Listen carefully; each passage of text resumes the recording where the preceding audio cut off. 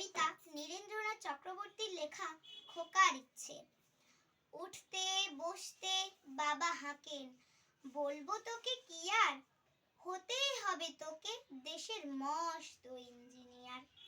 মা তাই শুনে কন, খোকা তুই আমার কথা রাখ, ডাক্তারিতে হয় যেন তোর দেশ জোড়া নাম ডাক।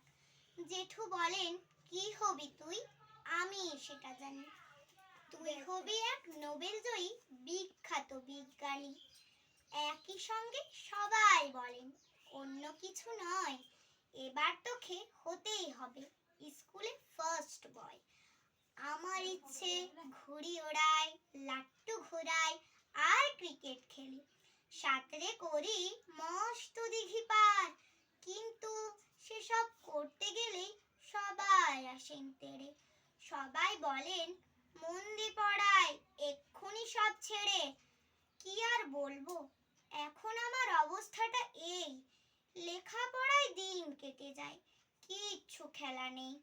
এক একজনের এক এক ইচ্ছে, সবাই দিচ্ছে তারা, তার ফলে ভাই আমার নিজের ইচ্ছেটা গেছে মারা। নমস্কার।